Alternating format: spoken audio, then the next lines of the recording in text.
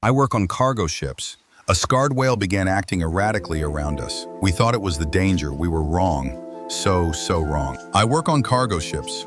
Long hauls across the empty stretches of ocean.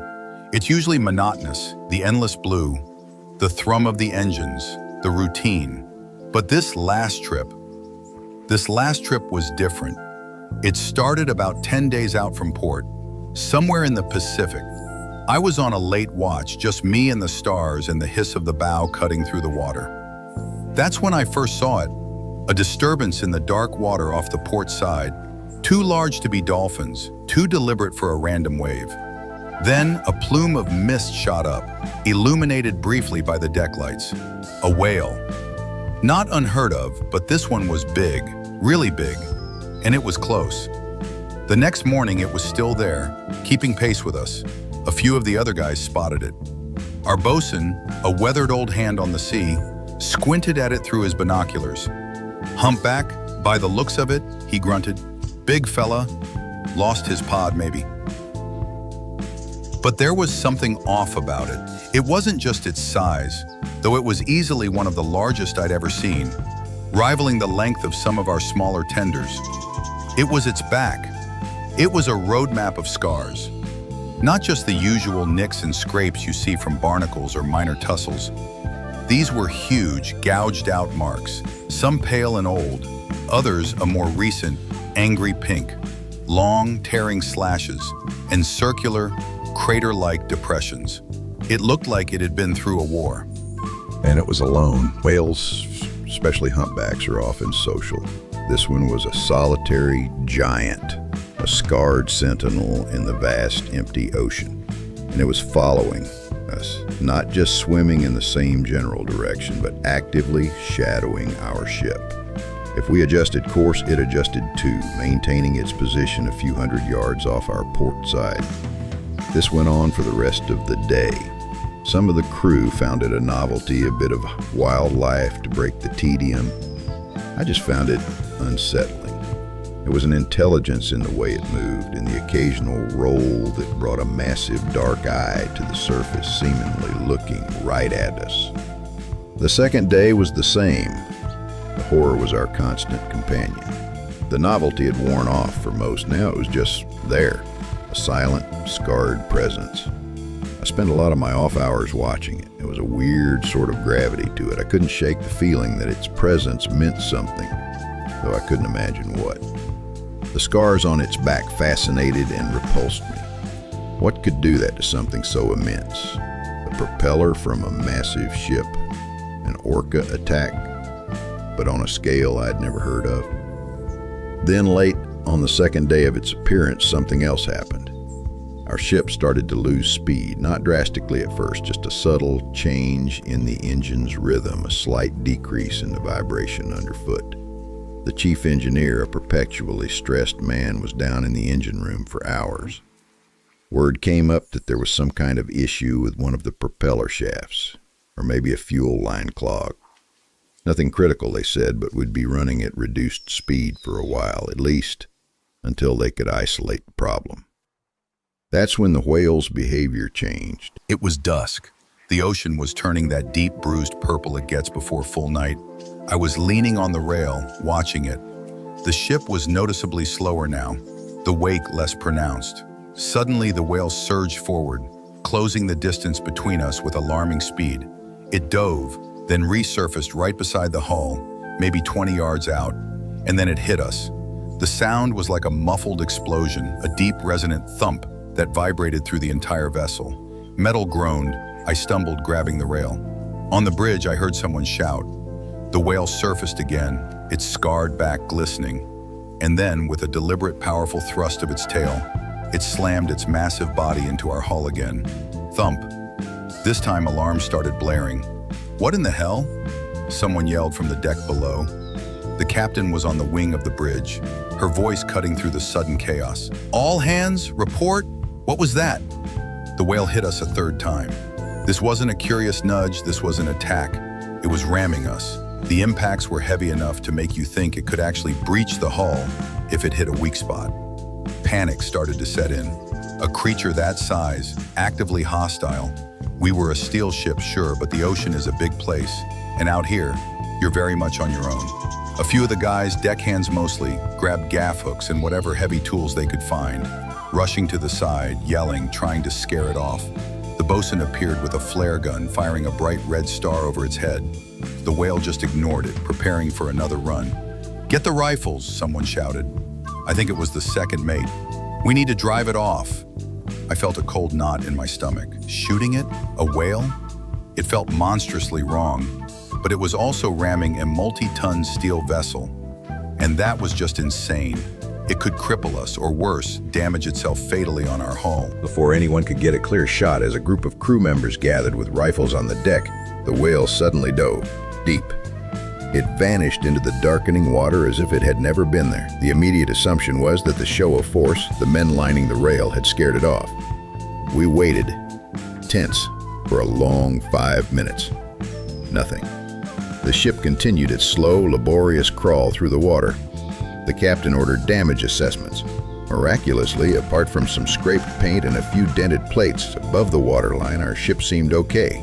But the mood was grim. What if it came back? Why would a whale do that? Rabies? Some weird sickness? "It's the slow down," the veteran sailor said, his voice low, as he stood beside me later staring out at the black water. "Animals can sense weakness. Ship's wounded, moving slow. Maybe it thinks we're easy prey or dying." "Prey?" I asked. "It's a baleen whale, isn't it? It eats krill." The veteran sailor just shrugged, his weathered face unreadable in the dim deck lights. "Nature's a strange thing, kid. Out here, anything's possible." The engine problems persisted. We were making maybe half our usual speed. Every creak of the ship, every unusual slap of a wave against the hull had us jumping. The whale didn't reappear for the rest of the night, or so we thought. My watch came around again in the dead of night, the hours between 2 and 4 a.m. The deck was mostly deserted.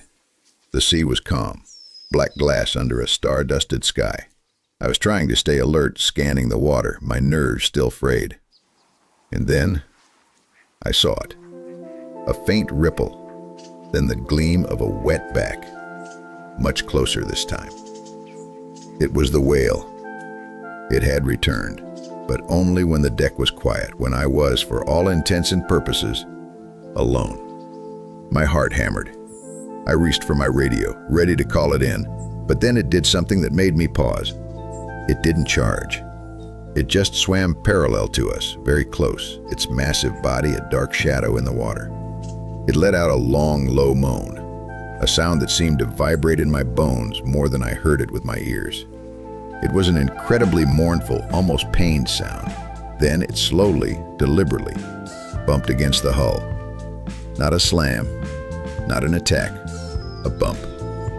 Like a colossal cat rubbing against your leg. Thump, then another. Thump. It was the strangest thing. It was looking right at me. I swear it. One huge dark eye, visible as it rolled slightly. It seemed, I don't know, desperate. It kept bumping the ship, always on the port side where I stood, always these strange, almost gentle impacts. I didn't call it in, I just watched. This wasn't the aggressive creature from before. This was something else. It continued this for nearly an hour. The moment I saw another crew member, a sleepy-looking engineer on his way to the galley, emerge onto the deck further aft, the whale sank silently beneath the waves and was gone. It was as if it only wanted me to see it, to witness this bizarre, pleading behavior. The next day, the engineers were still wrestling with the engines. We were still slow, and the whale kept up its strange pattern. During the day, if a crowd was on deck, it stayed away. Or if it did approach and men rushed to the rails with shouts or weapons, it would dive and disappear.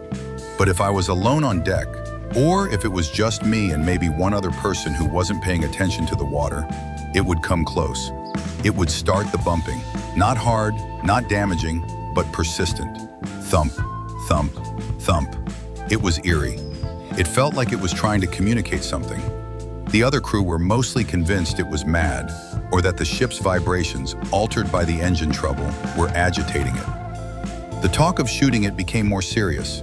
The captain was hesitant, thankfully. International maritime laws about protected species, but also I think a sailor's reluctance to harm such a creature unless absolutely necessary. Still, rifles were kept ready. I started to feel a strange connection to it. Those scars, that mournful sound it made when it was just me. It didn't feel like aggression. It felt like a warning or a plea. But for what? I'd stare at its scarred back and wonder again what could inflict such wounds. The gashes looked like they were made by something with immense claws or teeth that weren't like a shark's. The circular marks were even weirder, almost like suction cups, but grotesquely large and with torn edges. The morning it all ended, I was on the dawn watch. The sky was just beginning to lighten in the east, a pale gray smear. The sea was flat, oily. We were still crawling. The whale was there, off the port side as usual. It had been quiet for the last few hours, just keeping pace. I felt a profound weariness. 3 days of this. 3 days of the ship being crippled. 3 days of this scarred giant shadowing us, its intentions a terrifying enigma. I remember sipping lukewarm coffee, staring out at the horizon, when I saw the whale react. It suddenly arched its back, its massive tail lifting high out of the water before it brought it down with a tremendous slap. The sound cracked across the quiet morning like a gunshot. Then it dove, a panicked, desperate dive. Not the slow, deliberate submergence I was used to. It went straight down, leaving a swirling vortex on the surface. "What the hell now?" I muttered, gripping the rail. My eyes scanned the water where it had disappeared, and then I saw it. Further back, maybe half a mile behind us, something else was on the surface. At first it was just a disturbance, a dark shape in the gray water. But it was moving fast, incredibly fast, closing the distance to where the whale had been. It wasn't a ship. It wasn't any whale I'd ever seen. As it got closer, still mostly submerged, I could see its back. It was long, dark, and glistening, but it wasn't smooth like a whale's. It had ridges and things sticking out of it. 2 of them on either side of its spine, arcing up and then back. They weren't fins, not like a shark's dorsal fin or a whale's flippers. They looked like wings, leathery, membranous wings, like a bat's, but colossal, and with no feathers, just bare, dark flesh stretched over a bony framework. They weren't flapping. They were held semi-furled against its back, cutting through the water like grotesque sails. The thing was slicing through the ocean at a speed that made our struggling cargo ship look stationary. A cold dread, so absolute it was almost paralyzing, seized me. This was what the whale was running from. This was the source of its scars. The winged thing reached the spot where our whale had dived. It didn't slow. It just tilted and slipped beneath the surface without a splash, as if the ocean were a veil it simply passed through. For a minute, nothing. The sea was calm again, deceptively so. I was shaking, my coffee cup clattering against the saucer I'd left on the railing. My mind was racing, trying to make sense of what I'd just seen. Flesh, wings, in the ocean. Then the water began to change color. Slowly at first, then with horrifying speed. A bloom of red spread outwards from the spot where they'd both gone down. A slick, dark, crimson stain on the gray morning sea. It grew wider and wider. The whale, our whale. I felt sick. A profound sense of horror and strangely loss. That scarred giant with its mournful cries and strange bumping pleas. It hadn't been trying to hurt us. It had been terrified. It had been trying to get our attention, trying to warn us, maybe even seeking refuge with the only other large thing in that empty stretch of ocean, our ship. And when we slowed down, when we became vulnerable, it must have known we were drawing its hunter closer, or maybe it was trying to get us to move faster, to escape. The slamming, it was desperate. The blood slick was vast now, a hideous smear on the calm water. I wanted to look away, but I couldn't. My crewmates were starting to stir, a few coming out on deck, drawn by the dawn. I heard someone ask, "What's that? Oil spill?" I didn't answer. I couldn't. I was still staring at the bloody water, a good quarter-mile astern now as we slowly pulled away. And then, something broke the surface in the middle of it. It rose slowly, terribly. It wasn't the whale. First, a section of that ridged, dark back, then those hideous, furrowed wings of flesh.